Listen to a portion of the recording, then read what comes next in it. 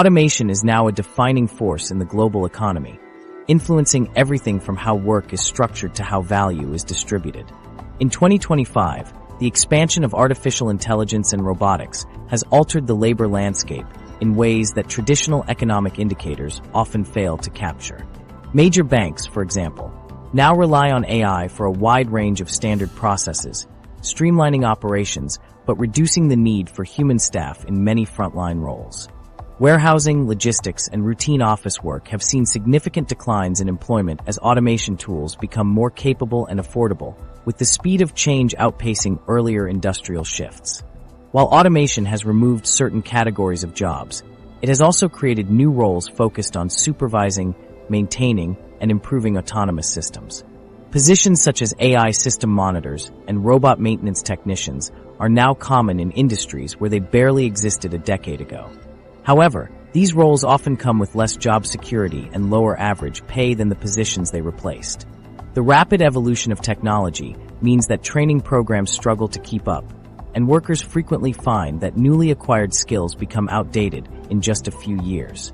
A key trend is the growing mismatch between productivity gains and wage growth. Data from the Federal Reserve and OECD show that while output per worker continues to rise, wages have not kept pace. In the United States, for example, inflation has outstripped wage growth in recent years, with consumer prices rising 3.5%, while average wages grew only 3%. This gap is even more pronounced in sectors most affected by automation, where companies reap the benefits of increased efficiency but pass on only a small share to employees. As a result, the share of national income going to labor has declined, and income inequality has widened, with the top 10% of wealth holders capturing much of the economic gains.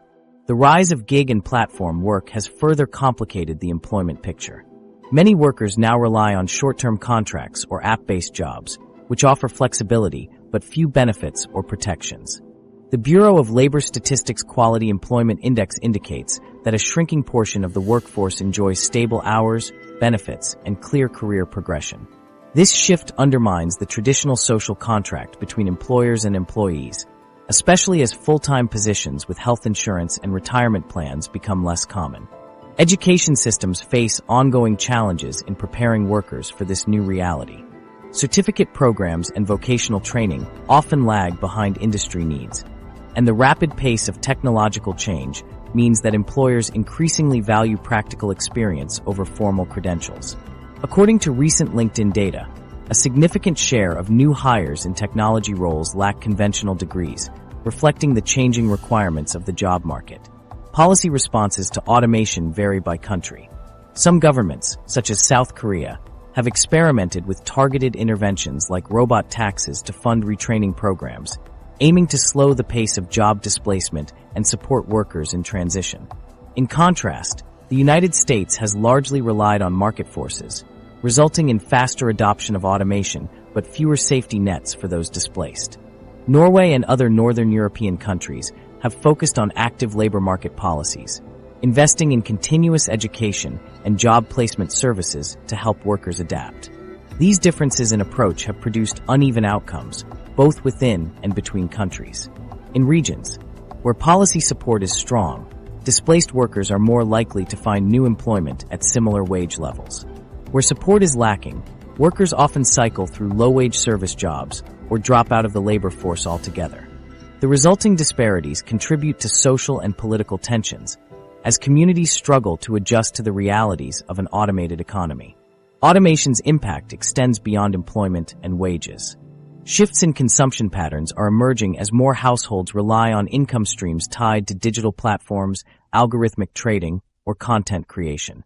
These sources of income can be volatile and unpredictable, exposing families to greater financial risk.